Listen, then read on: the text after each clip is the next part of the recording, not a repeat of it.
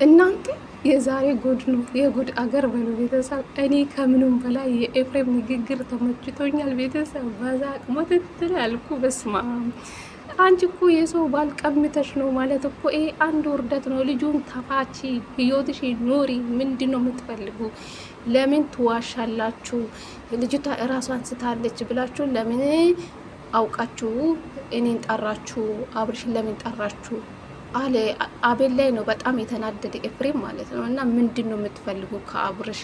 ምንድን ነው የምትፈልጉ አለ እኮ ሄርሜላ። ብዙ ሰው በዛ ሰዓት እኮ ተናገራት፣ አልሰማም። ውጪ ይሄ ህይወት አይጠቅምሽም፣ አንቺ ቆንጆ ነሽ፣ ብዙ ወንዶች የሚፈልጉሽ ሰው ነሽ ተብላለች። ምንም አልሰማም አለች።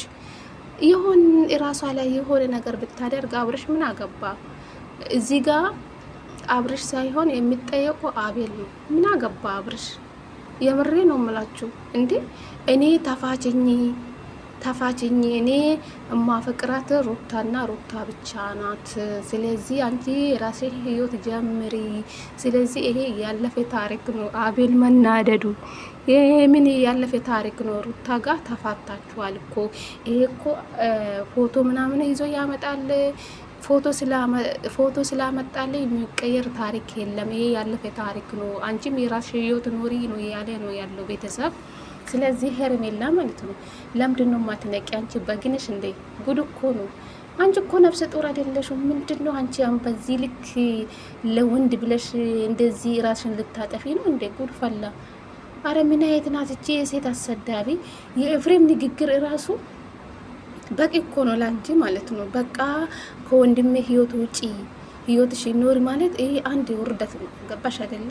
ቢገባሽ ማለት ነው ከአብርሽ ህይወት ወጥተሽ የራስሽን የሆነ በቃ ሄርሜላ ሆነሽ ብትመጪ ይሻልሻል። እኛም ደግፍሻል። ማርያም ከዚህ ህይወት ውጪ ምን ሆነሽ ነው አንቺ? ከአብርሽ ውጪ ወንድ የለም እንዴ?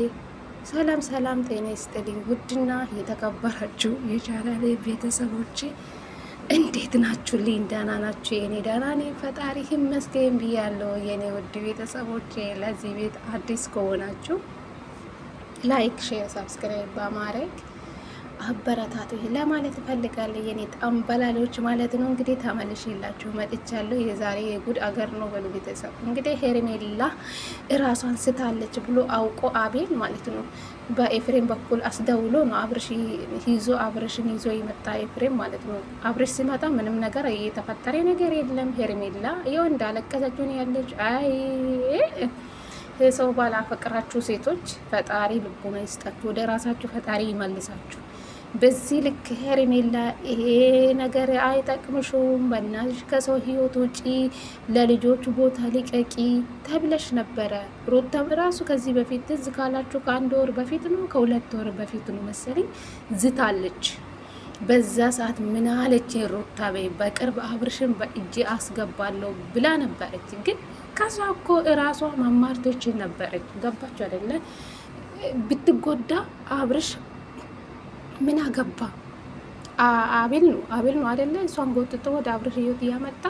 ስለዚህ አቤል ነው የምጠየቀው። ምንም የሚመጣው ነገር የለም። ሄርሜላ ነፍሰ ጡር ናት ምናምን። ምንም ነፍሰ ጡር አይደለችም ጋይስ። የውሸት እርጉዝና ነው። የምን እርጉዝ ናት? ጉድ እኮ ነው። ፎቶ ይዞ ያመጣል። ምን ያደርጋል እኮ። አንተ እኮ አዲስ ህይወት ጀምረሃል፣ ከሩታ ጋር ተፋታችኋል እኮ። ሄርሜላ ናት ያንተ ሚስት፣ ያንተ ፍቅረኛ ይላል አቤል ማለት ነው። አንተ ቀይ ኢባ ማለት ነው። አንተ የሆንክ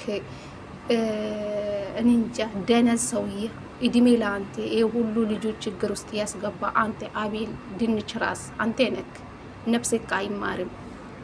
የምሬ ነው የምላችሁ። ኤፍሬም ዛሬ በጣም ነው የተናደደ በአቤል ማለት ነው። ተናደዋል። አንተ ቆይ ሩታ ምንድን ነው ያስነካ? አንተ ምንድን ነው በዚህ ልክ ተናደድክ? በቃ ኤፍሬም በጣም ነው የተናደደው ማለት ነው። በጣም ነው የተናደደ። በመጨረሻ እንግዲህ አብርሽ የተናገረ ተናግሮን ይወጣ ማለት ነው። ስለዚህ ሄርሜላ አንቺ ንቂ፣ ይሄ ህይወት አይጠቅምሽም፣ ማርያምን አይጠቅምሽም። ለምንድን ነው ከሰው ህይወት ማትወጪ? ለምንድን ነው አንቺ እንደ ሴት አትሆኚ? ለምንድን ነው የምታለቅሺ ለወንድ ብለሽ? ምንድን ነው ህይወት ይቀጥላል እኮ። አብርሽ ቢሄድ እኮ ሌላ ህይወት ይቀጥላል። ምን ሆነሽ ነው እንዴ? ለወንድ ብለሽ ራስሽን አጠፋሽ ስትባይ ምን ይባላል? ሰው እኮ የሰው ማሳቃ ነው የምትሆኝ። ማርያምን እንዴ ስንት ወንዶች የሚፈልጉ ሰዎች ስንት ወንዶች የሚፈልጉ ሰው አለ። አንቺ ለምንድን ነው ራስን ዝቅ የምታደርጊ? አይ ሄርሜላ የምር አንቺ ፋራ ነሽ።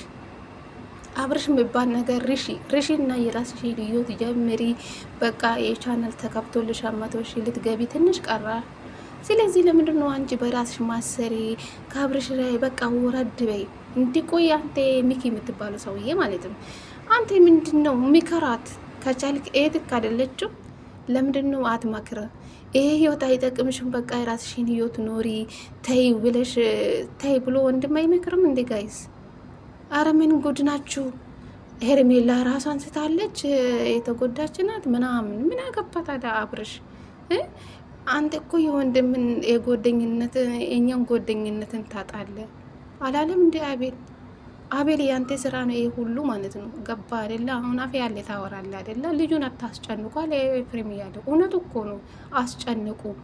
አንዴ ትስማለች፣ አንዴ እንደዚህ ነው፣ ይሄ እንደዚህ ነው። ምን ላደርግልህ?